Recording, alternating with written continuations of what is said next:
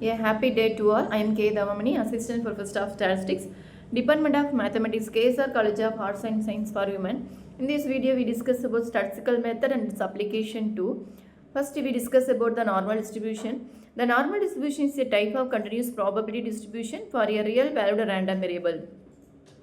It is characterized by the bell-shaped curve which is symmetric about its mean. The normal distribution is fundamental in statistics and probability theory because it describes many natural phenomena and the central to the central limit theorem.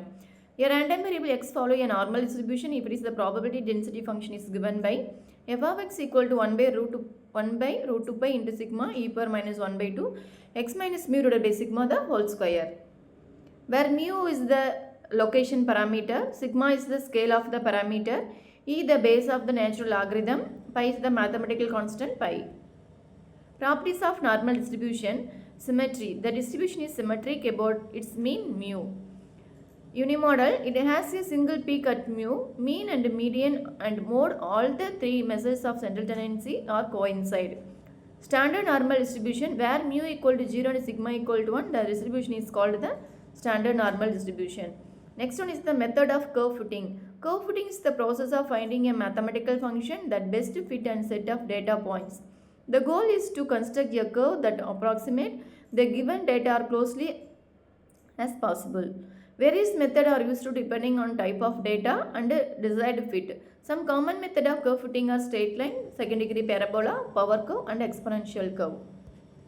The first one is straight line. The method of straight line fitting is commonly referred as the linear regression, and it involves finding the best fitting straight line through the set of data points. This line represents the relationship between the independent variable x and the dependent variable y in the form of the linear equation y equal to mx plus b, where y is the dependent variable, x is the independent variable, m is the slope of the line. The second one is the second degree parabola. The method of fitting a second degree parabola to the data is called quadratic regression or polynomial curve fitting of the degree 2.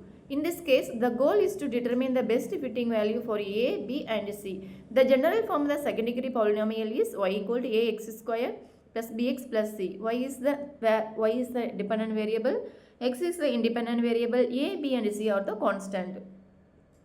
The next one is the test of significance. A test of significance is a statistical procedure used to determine whether the difference between a sample statistic and a population parameter is statistically significant or if it would occur by random chance. The goal is to make inference about population parameter based on the sample data and to decide whether the sample data provide enough evidence to reject a null hypothesis. Types of testing of significance is large sample test and small sample test. The first one is large sample test.